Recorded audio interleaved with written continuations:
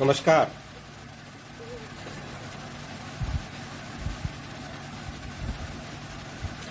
प्रशांत जी नमस्कार।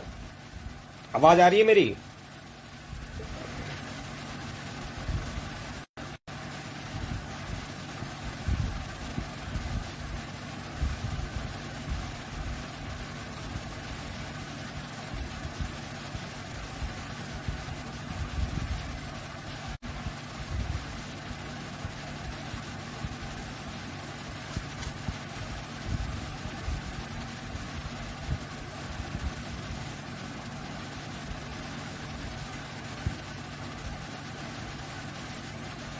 सुमित जी नमस्कार। अभिषेक भैया नमस्ते।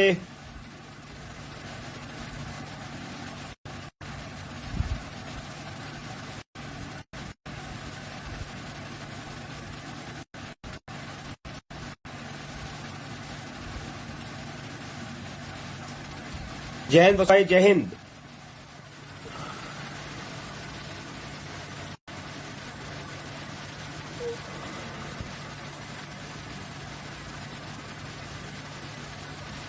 नमस्कार बबली जी।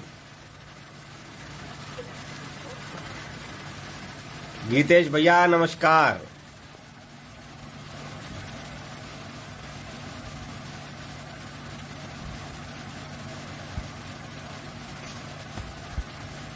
आज 4 बजे का समय दिया था सभी को कि आज जो है मध्यम वर्ग के बारे में कुछ चर्चा करेंगे। और मुझे लग रहा है कुछ लोग जुड़ जाए अभी।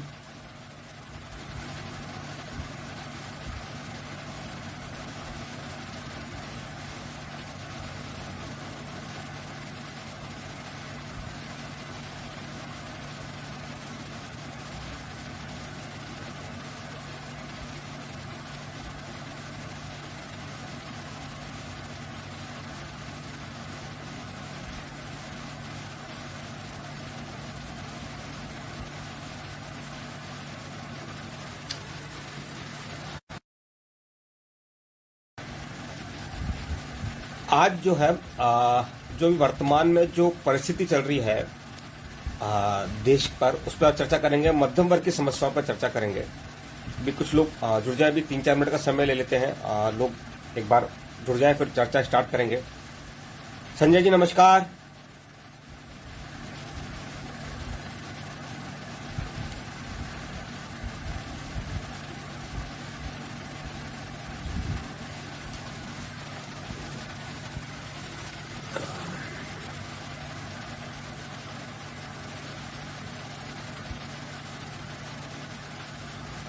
बिल्कुल बबली जी, पहचान गया हूं मैं आपको। मैं पहचानता हूं आपको बबली जी।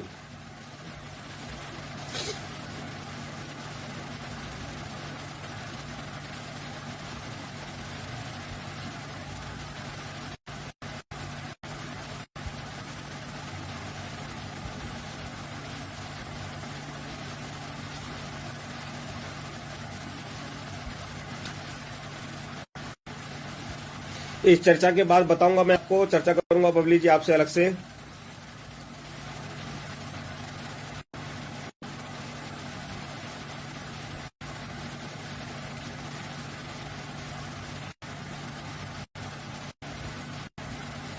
सौरभ जी नमस्कार।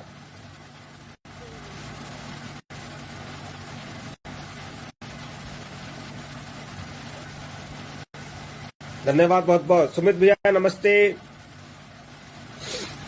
तबीयत ठीक है अभी। चर्चा करते हैं शुरू। 2 मिनट और लेते हैं एक बार। लोग जुड़ जाएं। लोग जुड़ रहे हैं, तेजी से जुड़ रहे हैं लोग।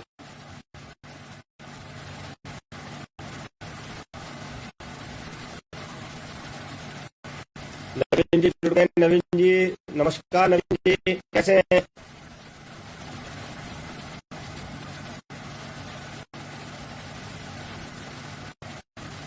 नरेंद्र जी नमस्कार। अजमेर वाले नरेंद्र जी को नमस्कार।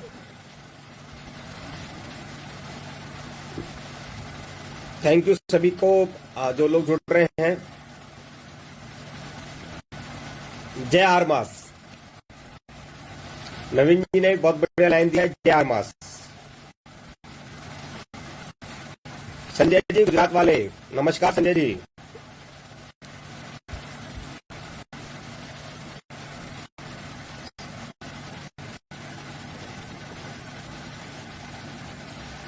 अंकित मिश्रा जी, स्वागत है आपका। अंकित जी जानता है, बहुत बहुत स्वागत है अंकित जी।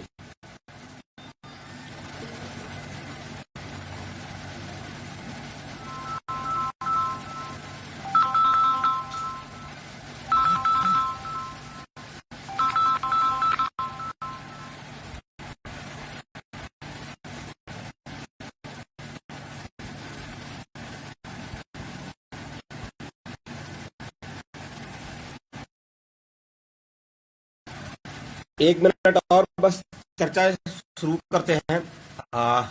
एक ही मिनट में चर्चा शुरू कर देंगे।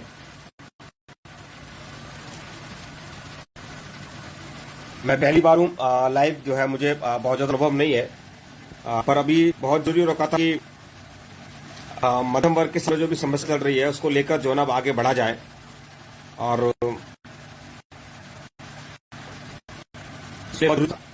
सभी से बात की जाए।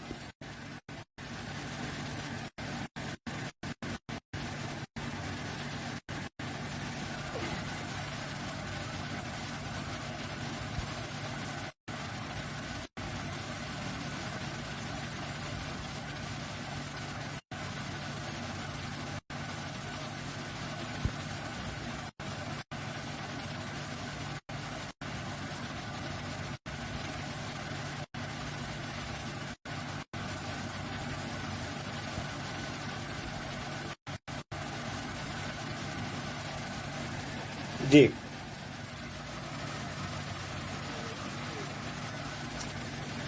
दोस्तों, ये कोरोना की जो बीमारी है ये लगभग पूरे विश्व में जो ना एक महामारी है, ये चल रही है जो भी वर्तमान में। तो भारत सरकार ने पिछली बार जो है लॉकडाउन लगाया था और जो है वो जो लॉकडाउन लगा वो बहुत जरूरी था। मुझे लगता है कि ठीक है, जरूरी हो सकता है क्योंकि लोगों की जान है तो जहान है, ये कहकर देश के प्रधानमंत्री जी ने लॉकडाउन लगाया था। और उसके बाद से देश का एक बड़ा वर्ग जो है ना आर्थिक परेशानी में चला गया। ये बात बिल्कुल सत्य है कि जब कोई महामारी आती है तो जो है कितने भी संसाधन हो वो कम पड़ जाते हैं, लेकिन जो है अभी वर्तमान में देखा जाए तो कहीं ना कहीं ये लग रहा है कि मध्यम वर्ग, यानी कि एक ऐसा वर्ग जो देश को सबसे ज्यादा टैक्स पे करता है, वह बहुत ज्यादा तकलीफ में है। तो इसी वक्त बात को लेकर भी चर्चा हम लोग स्टार्ट करेंगे एक ही मिनट में। मुझे क्योंकि लग रहा है कई जगह से बात आ रही है कि उनको दिक्कत आ रही है मेरी आवाज में, तो मैं कोशिश करता हूं मैं जो है ईयरफोन लगाने की। अभी चर्चा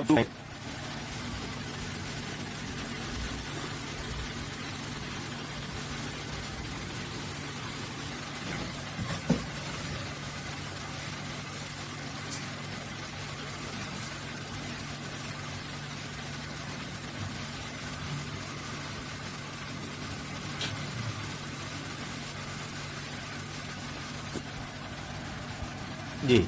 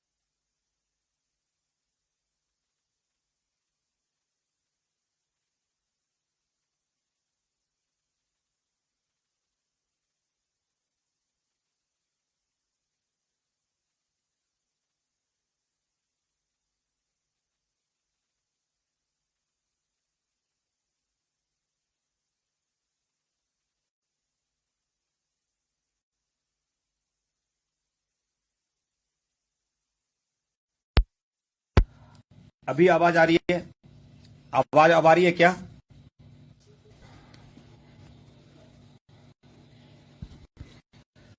अभी आवाज आ रही है?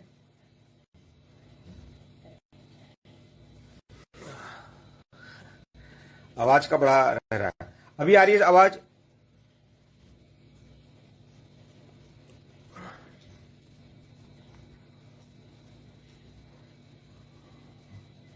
यस, आवाज आ रही है अभी। ठीक है, तो बिना माइक के ही, रखते हैं अपन। तो जब देश में घोषणा हुई लॉकडाउन की, तो सभी का जीवन यापन जो संकट में आ गया। बिल्कुल सही परिस्थिति थी कि भी देश के अंदर जो है माहौल ऐसा था कि लोगों को घर के अंदर रहना जरूरी था। इसके लिए ये बहुत जरूरी था कि लॉकडाउन लगाया जाए। लेकिन देश की सरकार ने आर्थिक जो उससे समस्या पैदा हो रही है उसको बिल्कुल दरकिनार कर दिया।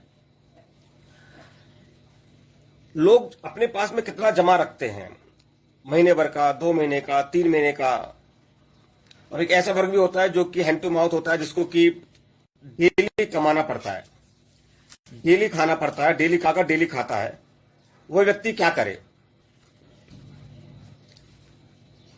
तो ऐसी जो समस्या थी देश के सामने, इसके लिए किसी भी सरकार ने नहीं सोचा। जो बैंक से लोगों ने लोन ले रखे थे, जो मध्यम वर्ग है, खासकर वो मध्यम वर्ग जो कि देश के अंदर 9 साढ़े 9 करोड़ परिवार जो है देश के जो है मध्यम वर्ग के अंदर आते हैं। 9 से साढ़े 9 करोड़ लोग। अगर अपन लोग अगर अपन लोग अगर अगर अपन लोग 5 जो है परिवार के सदस्य भी माने एक परिवार में, तो लगभग 40 से 45 करोड़ लोग ऐसे हैं जो कि कहीं ना कहीं मध्यम वर्ग के अंदर आते हैं। इन 40-45 करोड़ के लिए सरकार ने कुछ नहीं, ये 40-45 करोड़ जो लोग हैं, का जो परिवार के जो लोग हैं, जो सदस्य हैं, ये जॉब भी करते हैं। इनमें से कुछ बिजनेसमैन भी हैं, कोई छोटे व्यापारी हैं, कोई बड़े व्यापारी हैं, कोई छोटा जॉब करते हैं, कोई बड़ा जॉब करते हैं। सभी तरह के लोग हैं। मध्यम वर्ग का मतलब वो लोग हैं जो कि देश की अर्थव्यवस्था में सबसे बड़ा योगदान देते हैं। मध्यम वर्ग का मतलब है वो लोग जो देश के 3/4 जीडीपी, देश की 3/4 जीडीपी उनसे आती है। तो इतना बड़ा जो तबका है उसके लिए सरकार ने कुछ भी नहीं सोचा। तो ऐसे समय में इसके अलावा जो बैंक सिस्टम है, जो देश का जो बैंकिंग सिस्टम है, उसको भी खुला छोड़ दिया। वो जो उनकी जो नीतियां इस दौरान जो बनाई, वो इस तरह की बनाई गई कि आम जनता को राहत की जगह परेशानी मिलने लग गई। बहुत लेट घोषणा की गई, मॉरेटोरियम की घोषणा की गई। सिर्फ 3 महीने का मॉरेटोरियम दिया गया। उसके बाद उसको बढ़ाकर 6 महीने, यानी 3 से 3 6 महीने का मॉरेटोरियम दिया गया। उस पर भी जो ब्याज के ऊपर ब्याज है उसको माफ नहीं किया गया। प्राइवेट बैंक हैं, एनबीएफसी हैं, ये लोगों को परेशान करने लगे, घरों पर पहुंचने लगे, गुंडागर्दी करने लगे, मारपीट करने लगे। इवन बहुत से ऐसे ऐप थे जिन्होंने सारी सीमाएं तोड़ दी, महिला तक परेशान करने लग गए, पुरुषों तक को परेशान करने लग गए। ऐसे समय में एक विचार आया कि क्या किया जाए। बहुत से लोगों ने उस दौरान आत्महत्या कर ली, क्योंकि उन लोगों को सड़े बाजार परेशान किया जा रहा था, सड़क पर उनको परेशान किया जा रहा था, उनके मोहल्ले पड़ोस में उनकी बेइज्जती की जा रही थी, मोहल्ले पड़ोस में आकर उनको बुरी तरीके से प्रताड़ित किया जा रहा था, गाली गलौज की जा रही थी। तो मध्यम वर्ग का जो इंसान होता है ना, वो बहुत ज्यादा सेंसिटिव होता है। वो अपनी जो कमाई होती है ना, उसका एक हिस्सा उसको टैक्स तो देना ही होता है। वो सबसे ज्यादा टैक्स पेयर है, टैक्स में देता है, थोड़ी बहुत निवेश करता है। देश में जो इतना बड़ा जो इंफ्रास्ट्रक्चर खड़ा हुआ है देश का, आप लोगों को यकीन नहीं होगा कि सबसे ज्यादा जो उस दौरान जो है लोगों ने बहुत ज्यादा महसूस हुआ कि कहीं ना कहीं जो है जरूरत इस चीज की है कि लोगों को कैसे आत्महत्या करने से रोका जाए, लोग आत्महत्या ना करें। ऐसे समय में एक संस्था का गठन किया गया, आरमास फाउंडेशन। दोस्तों, आरमास फाउंडेशन की जो फुल फॉर्म है वो है राष्ट्रीय मध्यम वर्गीय अधिकार संघ। एक बार दोबारा से सभी लोग एक बार आ जाएं, क्योंकि शायद कट हो गया था वीडियो बीच में।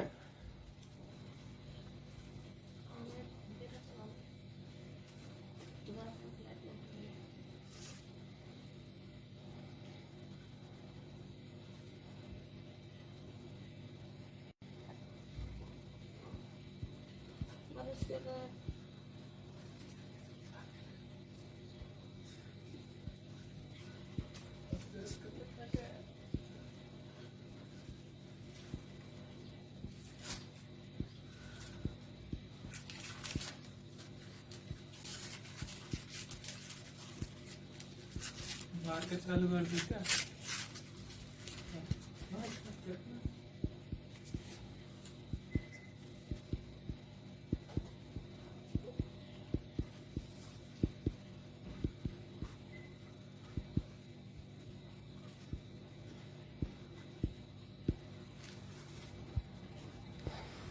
जी, तो आरमास फाउंडेशन का उस समय पर जो है ये एक संगठन बनाया गया, एक एनजीओ है, ये एक रजिस्टर्ड एनजीओ है आरमास फाउंडेशन। बहुत जरूरी था। हमने उस समय एक डिमांड रखी सरकार के सामने, हम दिल्ली भी गए कि ये जो मॉरेटोरियम है, क्योंकि अभी जो कोरोना का समय चल रहा है इसमें अभी आप कुछ भी नहीं कह सकते। सबसे ज्यादा जरूरी है कि आप घर पर रहें। सरकार कह रही है कि ये बहुत ज्यादा जरूरी है कि आप बहुत ज्यादा अगर काम हो तभी घर के बाहर निकलें। ये बात बिल्कुल सही है, हम भी मानते हैं, स्वीकार करते हैं। लेकिन उसके बावजूद भी सड़कों पर लोग दिखते हैं, वो कौन देखते हैं? सब लोग दिखते हैं जिनको रोजी रोटी के लिए सड़कों पर जाना पड़ रहा है। वो लोग दिखते हैं जिनको कि कहीं ना कहीं आर्थिक समस्या, जिनके पास में रोजी रोटी के लिए कोई काम नहीं है, जिनको डेली खाते डेली कमाते हैं, उनको सड़कों पर निकलना पड़ रहा है। या कुछ ऐसे लोग जो कि जिनके पास में मध्यम परिवार से आते हैं और जिनके पास में कहीं ना कहीं कोई सेविंग नहीं है, उनके पास इतने पैसे नहीं है। ठीक है, वो मध्यम वर्ग से आते हैं लेकिन उनके पास इतना पैसा नहीं है कि वो लोग डेली के अगर वो मेहनत ना करें तो वो खाना नहीं खा पाएंगे। ऐसे समय में भी बैंकिंग सेक्टर उन लोगों को परेशान कर रहा था। तो इसके लिए हम लोग आगे आए, ये संगठन का निर्माण हुआ और हमने सरकार से मांग रखी थी कि अभी जितने भी कल कारखाने चल रहे थे, जितने भी उद्योग जगत में चल रहे थे, वो परेशानी के दौर से गुजर रहे हैं। तो आपसे निवेदन है कि मोरेटोरियम को 2022 तक कर दिया जाए और उस 2022 तक के दौरान की जो ब्याज है उसको माफ कर दिया जाए। हमने कभी भी ये नहीं कह रहे थे कि भाई आप किस्त माफ करो, नहीं, हम आपसे किस्तों की माफ की बात ही नहीं कर रहे थे।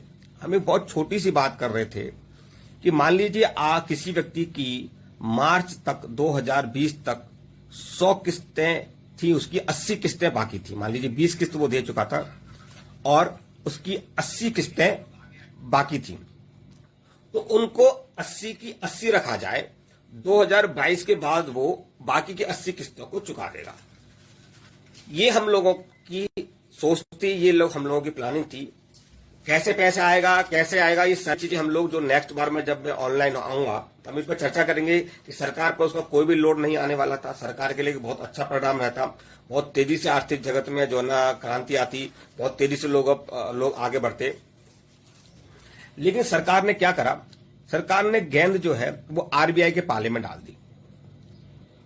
उन्होंने कहा कि भाई जो मोरेटोरियम है वो देना हमारे हाथ में नहीं है, वो मोरेटोरियम देना आरबीआई के हाथ में है। ये तो कहीं ना कहीं एक बेवकूफ बनाने वाली बात लगती थी कि ऐसा तो नहीं है कि सरकार के हाथ में नहीं होगा, आरबीआई सरकार के हाथ में ही है, ऐसा नहीं है।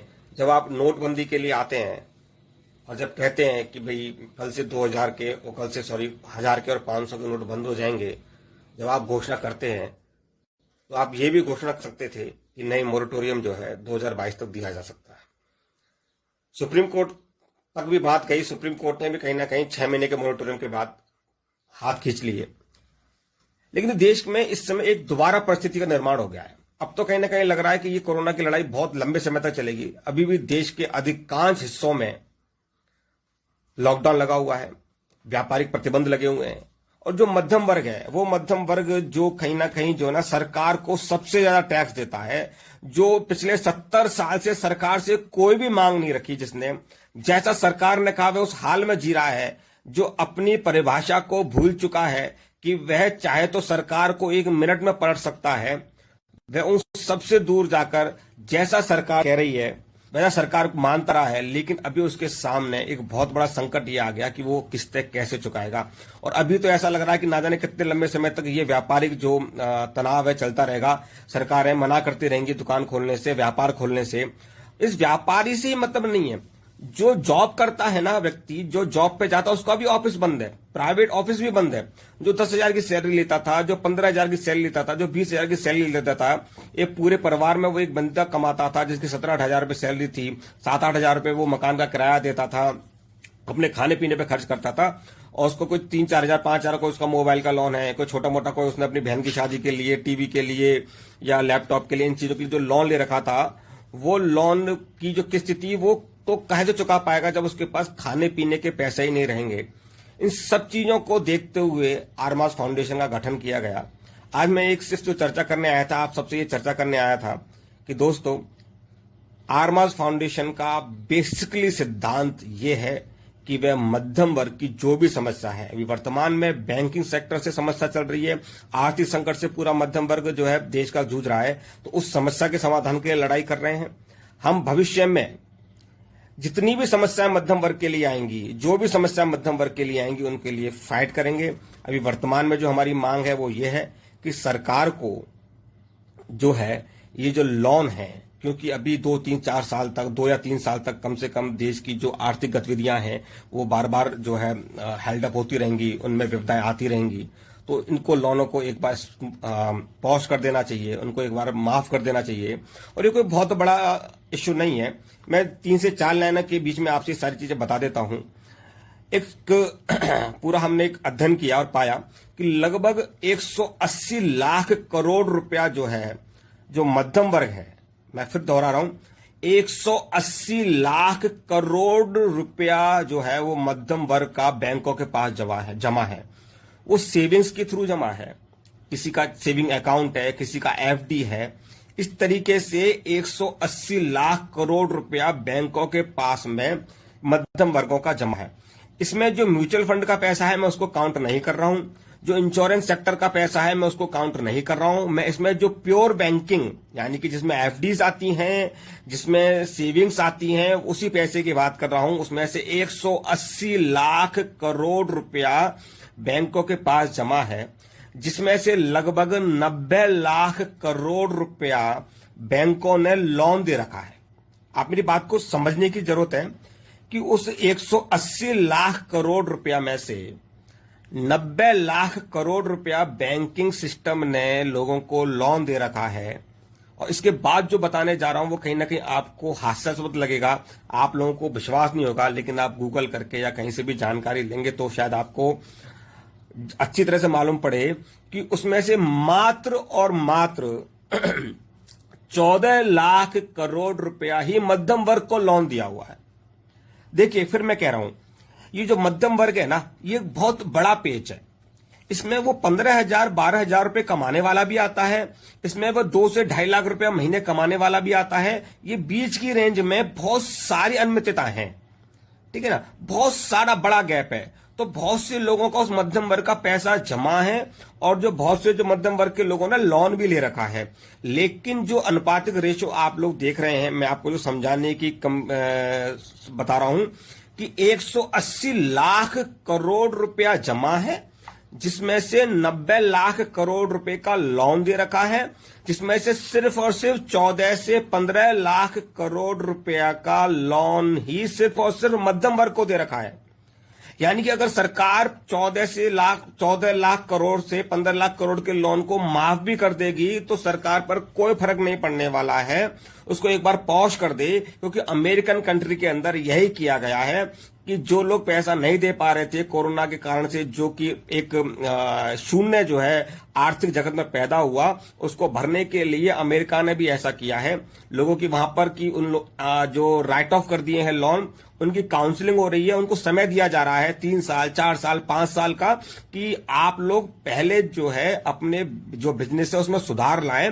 3-4 साल का आपको समय दिया जाता है, उसके बाद आप जो है उस लोन को चुका दें। तो ये सब जगह चर्चा चल रही है, लेकिन हिंदुस्तान में ऐसी कोई भी चर्चा नहीं हो रही है। उसका एकमात्र कारण है कि हम मध्यम वर्ग में एकता नहीं है, हम संकुचित विचारधारा के हैं, हम कोई भी चीज आती है उसका विरोध खुल के नहीं कर पाते हैं। हमें लगता है कि अगर हम लोग कोई भी बात कहेंगे तो पड़ोसी क्या कहेगा, मेरा रिश्तेदार क्या कहेगा। हम ऐसी विचारधारा को सोच के काम चल रहे हैं, जबकि आप फैक्ट्स पे जाइए कि 180 लाख करोड़ में से अगर 180 लाख करोड़ में से अगर कुछ लोग कह रहे मेरी आवाज नहीं आ रही है, क्या मेरी आवाज आ रही है? क्या मेरी आवाज आ रही है? क्या सभी लोग सुन पा रहे हैं मेरे को? अगर 180 लाख करोड़ में से 90 लाख करोड़ आपने दे रखा है और उसमें से सिर्फ और सिर्फ 14 लाख करोड़ या 15 लाख करोड़ को वेव करने की बात अगर हम लोग कर रहे हैं, तो कहां गलत कर रहे हैं? और ये आपके लिए नया नहीं है। ये सरकार समझे कि आपके लिए नया इसलिए नहीं है क्योंकि आपने कॉरपोरेट का ऑलरेडी 25 से 30 लाख करोड़ रुपया वेव ऑफ कर चुके हैं आप पिछले 3-4 सालों में, टुकड़े टुकड़ों में। कभी 10,000 करोड़, कभी 50,000 करोड़, कभी 1 लाख करोड़, कभी 2 लाख करोड़ करके लगभग 20 से 25 लाख करोड़ रुपया आप जो है वेव ऑफ कर चुके हैं, आप माफ कर चुके हैं। लेकिन वो करा किसका है आपने? बड़े बड़े कॉर्पोरेट्स का। मैं यहां पे नाम नहीं लेना चाहूंगा। वो बड़े बड़े कॉर्पोरेट्स एक कंपनी बनाते हैं, उस कंपनी को घाटे में दिखाते हैं, उसके बाद आप उनका कर्जा माफ कर देते हो। जहां पे अनिल अंबानी की एक कंपनी तो फ्रॉड दिखाती है, अपने आप को जीरो दिखा देती है, वही अनिल अंबानी जी की कंपनी थोड़ी देर बाद दूसरा व्यापार कर लेती है। अरे भाई, जब तुम पे पैसा नहीं था तो तुम पे जब एक लोन चुकाने का पैसा नहीं था तो तुमने दूसरा व्यापार कैसे करा? ये पर्दे के पीछे से आप बड़े कॉर्पोरेट को सहयोग कर रहे हैं। लेकिन वो लोग जो बेचारे वास्तव में दुखी हैं, वो लोग जो कि कहीं ना कहीं बिल्कुल ईमानदारी से कह रहे हैं कि भैया हम आपका पैसा चुका देंगे, हमें समय चाहिए, अभी एक बार तो कम से कम आप जो है पॉश करिए इस लोन को, 4-5 साल का हमको समय दीजिए, उसके बाद हम लोग एक बार व्यवस्था बन जाए। क्योंकि अभी 2 साल तक तो आप लोग ऐसे परेशान करते रहेंगे। पहले आपने लॉकडाउन लगाया, बीच में 2 लोगों ने दोबारा कोशिश करी, किसी के कहीं जॉब छूट गई थी, दूसरे के किसी का 40,000 की सैलरी थी, उसने 20,000 की जॉब स्टार्ट करी, 20,000 की सैलरी वाले ने 10,000 की जॉब स्टार्ट करी। जो बिजनेस कर रहे थे उन्होंने टूटा फूटा कहीं से कोशिश करके दोबारा से बिजनेस को स्टार्टअप करा, आपने दोबारा से लॉकडाउन लगा दिया। तो आप लोग ये सोचिए कि ऐसा प्रैक्टिकली पॉसिबल है कि आप जैसे मान लीजिए महीने या 2 महीने बाद लॉकडाउन खोलेंगे तो पहले दिन से उसका व्यापार तरक्की करने लग जाएगा। जो लोग मानो को जयपुर में काम करता है, उसकी पूरी लेबर बंगाल चली गई है या नेपाल चली गई है या बाहर चली गई है, वो कहां से वापस आएगी, कितने समय बाद आएगी, कब तक वो अपना प्रॉपर बिजनेस को कर पाएगा? आपने इस समय पे कोई मंत्रालय नहीं करी, आपने इस विषय पे कोई सोचा ही नहीं, आपका इस विषय पे कोई सुझाव भी नहीं है। आपने एक बार भी देश की आर्थिक समस्या को लेकर, मैं सीधा सा प्रश्न पूछना चाहता हूं, और ये मेरा प्रश्न देश की सरकार से नहीं है, मेरा मध्यम वर्ग से भी यही है कि जो देश की जो इकोनॉमी की अभी जो समस्या चल रही है, कोरोना के साथ साथ जो देश के जो आर्थिक संकट से जो गुजर रहा है, उसके लिए क्या मध्यम वर्ग ने, हम घर पे खाली बैठे हैं ना, कभी हमने आपस में चर्चा करी क्या कि हम इसको कैसे दूर करेंगे? क्या हमने चर्चा करी क्या कि देश की सरकार इस मुद्दे पर चर्चा ही क्यों नहीं कर रही है, इस मुद्दे पर बात ही क्यों नहीं कर रही है? जहां भी आप डेली का अखबार पढ़िए, आप जब अखबार पढ़ेंगे, मैं अखबार का नाम नहीं लूंगा, लेकिन लास्ट के पेज पर डेली आता है कि कैसे देश जो है आर्थिक कोरोना के साथ साथ आर्थिक संकट से भी देश को उबार लिया। उसमें साफ आता है कि देश की सरकारों ने कोरोना के साथ साथ आर्थिक संकट पर भी तैयारी रखी, उनकी तैयारी थी आर्थिक संकट पर कि आर्थिक संकट को कैसे दूर किया जाएगा। इसके विपरीत आप क्या कर रहे हैं? आपने आर्थिक संकट पर एक भी लाइन कहना उचित नहीं समझा। पिछली बार 20 लाख करोड़ का पैकेज जो है देश को दिया गया, उसमें कहा गया कि हम सस्ते लोन देंगे, 3 लाख करोड़ का पैकेज इनको देंगे, 2 लाख करोड़ का पैकेज इनको देंगे। लेकिन आप देखिए हकीकत क्या है। इतने लोग जो है जुड़े हुए हैं, अभी लाइव जुड़े हुए हैं। मैं पूछना चाहता हूं कि किसी को भी 1 रुपए का भी लोन अगर मिला हो तो मुझे बताएं कि भाई हाँ प्रधानमंत्री की या देश की सरकार की योजना के अंतर्गत मुझे 1 रुपए का लोन साहब जो ना इस योजना के 20 लाख करोड़ रुपए में से मेरे घर में 1,000 रुपए आया साहब, मेरे घर में 10,000 रुपए आया, कोई बताए? नहीं। आप बिल्कुल भी देश के मध्यम वर्ग की समस्या पर ध्यान नहीं दे रहे हैं। इसलिए मध्यम वर्ग ने अब जो है कहीं ना कहीं ये सोच लिया है कि उसको एक होना है, उसे इकट्ठा होना है। और तो और देखिए कि इससे बड़ी हास्यास्पद बात क्या होगी कि इस दौरान एसबीआई बैंक, पीएनबी बैंक ने तो हद कर दी। उन लोगों ने जो पीएनबी एसबीआई का नाम क्यों मैं ले रहा हूं, देश की सारी बैंकों ने हद कर दी। जो आपके जो बैंक में जो मिनिमम अमाउंट था, जो आपके पे पुराना अमाउंट था, उस तक आपने निकाल लिया। आप भी किस किस तरह की समस्या आई, आपने किस्तों के लिए बैंक वालों ने लोगों को परेशान किया, एक चीज। दूसरी चीज, मान लीजिए किसी का ईसीएस था, आपने 5 महीने की ईसीएस बाउंस कराए, एक बार का 400-500 रुपए लगता है, तो उसका 5 बार बाउंस करा दिया, 2,500 रुपए नेगेटिव में अकाउंट चला गया। ठीक है, आपने क्या करा कि उसको परेशान, उसका 1,000 रुपए से जैसे मिनिमम बैलेंस कम गया, आपने उस पर 200-250 रुपए चार्ज लगाना स्टार्ट कर दिया। ऐसे मेरे पास में हजारों उदाहरण हैं जहां पर व्यक्ति ये कह रहा है कि साहब मेरा तो 8,000, 8,500, 9,000 रुपए खाता ही नेगेटिव में चला गया। कभी आपने सोचा है कि जो व्यक्ति अब 1,000 रुपए मेंटेन नहीं कर पा रहा है अपने अकाउंट में, वो कैसे किस्त देगा? और आप बार बार उसके चेक बाउंस करे जा रहे हैं, उसके जो ना ईसीएस को बाउंस करे जा रहे हैं। भाई ऐसा क्यों? क्या सरकार ने कभी ये सोचा कि जो आप लॉकडाउन लगा रहे हैं उसके बाद उसके घर में जब आप उसको काम करने से रोक रहे हैं तो घर में रोटी कैसे आएगी? वो बच्चों की स्कूल फीस कैसे भरेगा? स्कूल फीस का इतना बड़ा मुद्दा है कि जो ना स्कूल परेशान कर रहे हैं कि स्कूल फीस भरो, स्कूल फीस भरो। स्कूल कोई गलत नहीं है, क्योंकि उनको भी सरकार की तरफ से कोई मदद नहीं मिल रही है। क्या आपने सोचा कि जो ना जो अध्यापक है वहां पे जो पढ़ा रहे हैं उनको जो है सैलरी कैसे मिलेगी? नहीं, आप सोच रहे हैं कि वो सैलरी ऐसे मिलेगी कि जो व्यक्ति कमा नहीं रहा वो अपने बच्चे की फीस भर दे, उससे अध्यापक को सैलरी मिल जाएगी। आपने कभी सोचा है? आपने कभी इस दौरान ये सोचा कि जितने भी एमएलए हैं, जितने भी एमपी हैं, उनकी जो है जो उनको जो पैसा मिलता है उसको 20% कर दिया जाए, 80% समाज सेवा में लगा दिया जाए, बांट दिया जाए बराबर से सब में पैसा? क्या कभी सोचा ये बस वाली बात पे? आपने सिर्फ और सिर्फ लॉकडाउन की घोषणा कर दी कि नहीं बस लॉकडाउन लगना चाहिए। अब ये सोचिए सही, मैं गारंटी से कह रहा हूं कि जितने लोग कोविड से मर रहे हैं, अगर आपकी यही नीतियां रही सरकार की, तो आने वाले समय में इससे ज्यादा लोग कहीं ना कहीं आर्थिक संकट से मर जाएंगे। आज मैं ज्यादा चर्चा नहीं करूंगा, आज मैं सिर्फ और सिर्फ एक परिचय के लिए आया था कि दोस्तों आरमास फाउंडेशन मध्यम वर्ग की आवाज उठाएगा। हमारी ये जो आर्थिक नीतियां हैं सरकार की, ये गलत हैं, इनको सोचने की जरूरत है। इन सब विषयों को लेकर अब मैं जल्दी ही एक टाइम स्लॉट होगा, जल्दी हम चर्चा करेंगे। मेरा आप सबसे निवेदन है कि आरमास फाउंडेशन के साथ जुड़ें, मध्यम वर्ग की आवाज बने, और ये मध्यम वर्ग की आवाज को हमको लोगों तक लेके जाएंगे। जो आपकी जो अभी जो बैंकिंग से लेकर आर्थिक समस्या चल रही है, इसको एक आवाज बनाना देश के अंदर, ताकि लोग आत्महत्या ना करें। कि बहुत से लोग आत्महत्या कर रहे हैं आर्थिक परेशानी के कारण। मेरा सबसे निवेदन है कि जो ये आरमास संगठन है, ये पूरे हिंदुस्तान का संगठन है, ये एक राष्ट्रीय एनजीओ है, नेशनल एनजीओ है।